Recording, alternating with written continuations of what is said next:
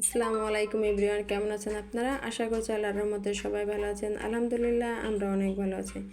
আজকে আমি আরও একটি ব্লগ ভিডিও নিয়ে চলে এসেছি। আজকে আমরা চলে এসেছি পহেলা বৈশাখের মেলাতে। এবার সাভারের এনাম মেডিকেলের এখানে মাঠে এবার মেলা হবে না, সেজন্য এবার মেলা বসেছে রেডিও কলোনিতে আয়শা লাইব্রেরির সামনের ওই মাঠে। ওইখানে দেখুন আমরা বিকালের দিকে মেলাতে চলে এসেছি। এখানে হাতে আর মুখে আর্ট করে দিচ্ছিল শুভ নববর্ষ, অনেকেই আর্ট করতেছিল। আমরা প্রথমে এই স্টলেই আসলাম, আর এখানে কিন্তু স্টেজে কিন্তু ভাষণ দিচ্ছিল, আর রাতে হচ্ছে নাচ গান হয়েছে। তবে আমরা রাত পর্যন্ত থাকিনি, সন্ধ্যার দিকে চলে এসেছি। আমরা গিয়েছিলাম বিকালে 5টা থেকে 7টা পর্যন্ত আমরা ওইখানে ছিলাম মেলাতে। আর এখানে অনেক ধরনের অনেক স্টল বসেছে। আমরা প্রথমে এই স্টলে এসেছি। এখানে এসে দেখতেছি যে ছোট ছোট বাবুরা মুখে লিখতেছে, তবে এটা আমার কাছে ভালো মনে হয়নি, কারণ এই লেখাতে কিন্তু এই কেমিক্যালে কিন্তু হাতের থেকে কিন্তু মুখের স্কিনটা খুবই সফট থাকে, সেজন্য কিন্তু মুখে সমস্যা হতে পারে। আর আমরা রোজারও হাতে লিখিয়েছি, তবে আমরা মুখে লেখাইনি। আর রোজাও প্রথমে বলেছে আমি হাতে লিখবো, আমি মুখে লিখবো না।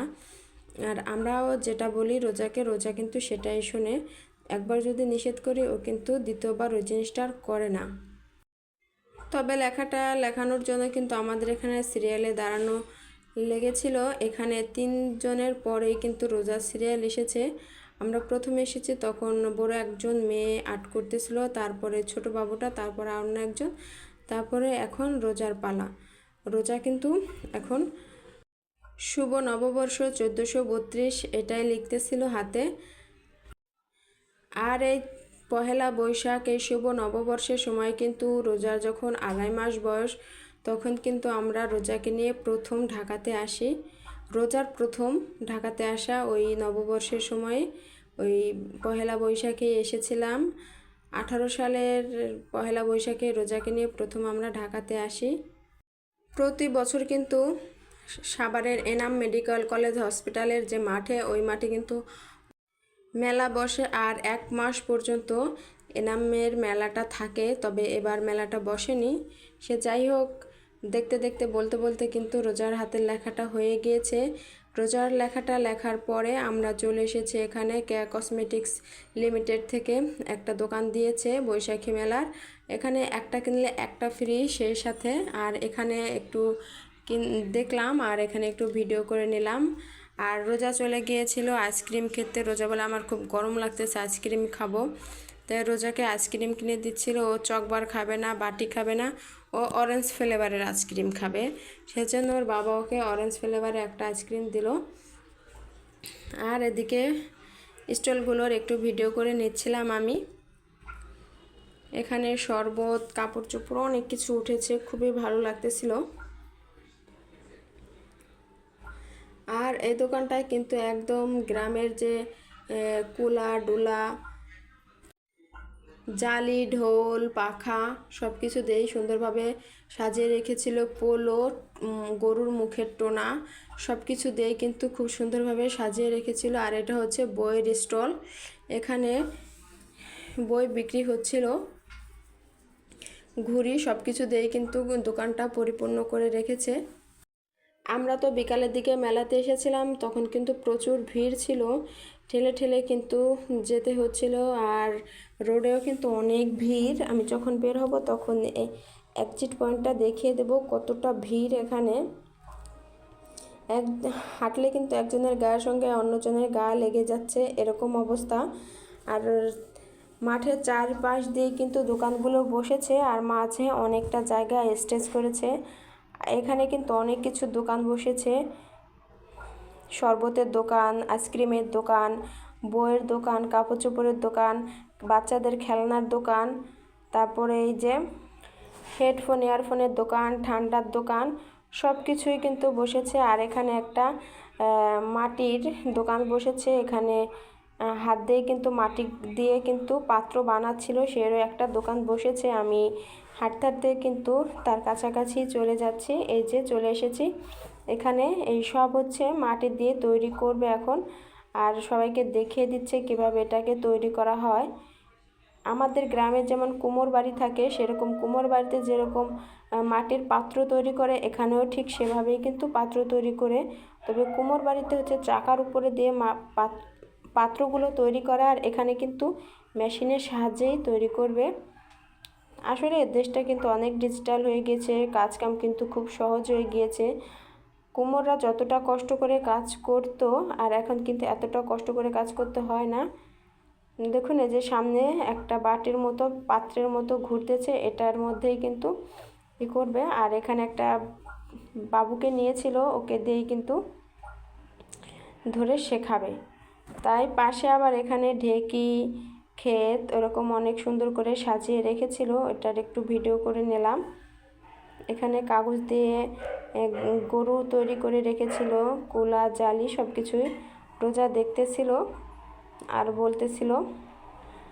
আর এখানে 8-10 মিনিটের মতন বলবে যে কিভাবে মাটির জিনিস তৈরি করে, কিভাবে কি করে, এভাবে বলতেছিল। আর এতক্ষণ দাঁড়িয়ে থাকার মতো ধৈর্য ছিল না। রোজার বাবা বলতেছিল সন্ধ্যা হয়ে যাচ্ছে, বাসায় যাবো, সেজন্য কিন্তু আমরা এখান থেকে চলে এসেছিলাম, যেহেতু বানানোটা অনেকটা লেট হবে সেজন্য।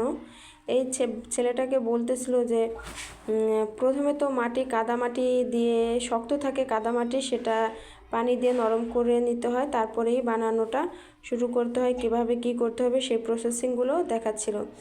এদিকে রোজা আসার সময় একটা খেলনার দোকানে গিয়েছিল, তবে এখানে খেলনার জিনিসের চেয়ে কিন্তু প্রচুর পরিমাণে দাম। আমরা তো সবসময় জেনে এসেছি যে মেলাতে নাকি দামটা একটু কম থাকে, কিন্তু ইদানিং দেখতেছি মেলাতে এত পরিমাণে দাম, সাধারণ দোকানের থেকে কিন্তু 2-3 গুণ দামটা বেশি থাকে। আমরা কিন্তু বাইরে চলে এসেছি, বাইরে এসে এই যে রোজা বাইরে কিন্তু প্রচুর পরিমাণে দোকান বসেছিল। রোজা এখানে এসে একটা বেলুন নিয়েছে,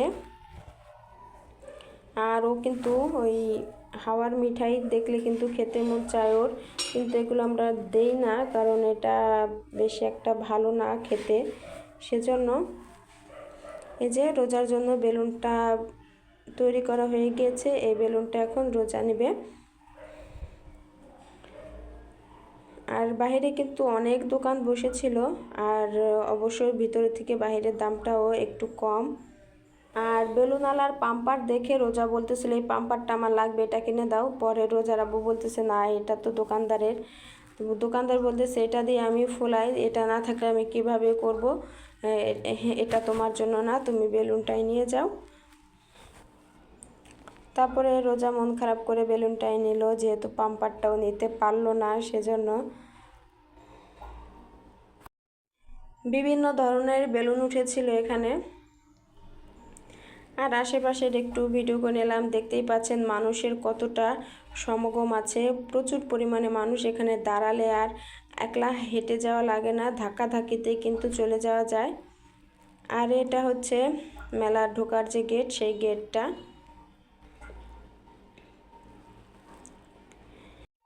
মেলার বাইরের অনেকটাই রাস্তায় কিন্তু এভাবে কিন্তু অনেক দোকান বসেছে, আর আমরা এখানেও বাইরে এসে বিভিন্ন দোকানে দেখতেছিলাম কি কি আছে।